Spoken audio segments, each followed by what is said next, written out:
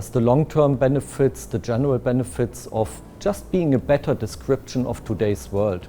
You have a lot of developments that are not really captured by the traditional sector or country classifications, and here the themes are providing a better lens on the market that help us to identify these opportunities. It has a greater degree of freedom as well. We are not bound by benchmarks or any such guidelines, and if you have a greater degree of freedom, that should be the basis for good performance as well.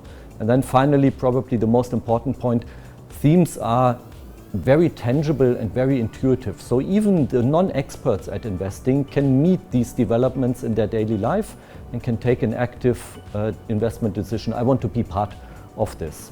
And then finally, with a shorter time frame, if you have a market like this where there's no shortage of news flow, we are all looking for something as an orientation. And again, this is where the themes can be helpful.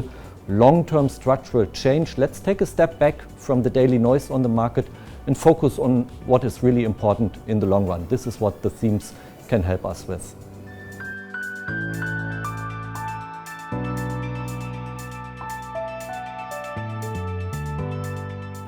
Technology is an enabler for many developments. So we see an influence of technology in many themes. They really make developments possible. So it's also something that has a bit of a cross-functional relevance. So again, this is something that you can meet in your daily lives if you just think about public transport, for example, how modern technology can help to make this more efficient, more punctual, more convenient in the end. Or if you, for example, think about things like digital payments. I mean, the modern technology has basically rid us of cash. We don't need cash anymore. We're just conveniently paying by the card. So this is really something that enables a lot of these developments. But then again, also not all of the themes that we are looking at, that we are investing in, are linked to modern technology. We can also find themes that are a good diversifier for a well-rounded portfolio that have very different backgrounds as well. I think this level of diversification is also something that might be worthwhile thinking about.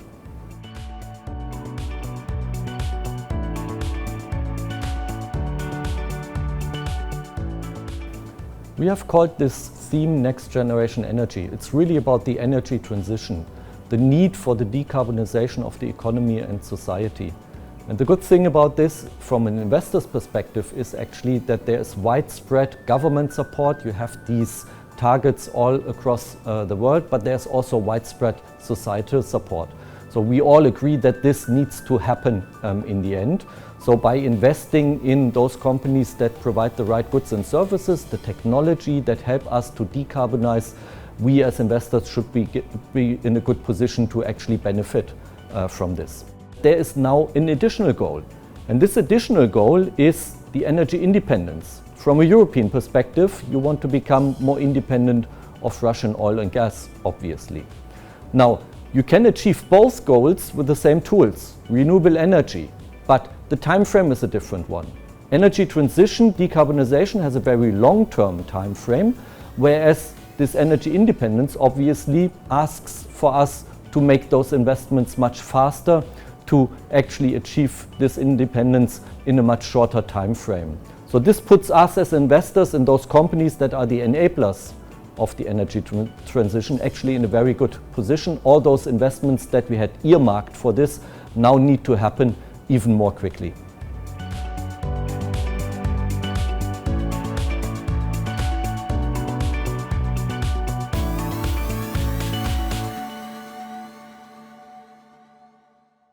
Allianz Global Investors.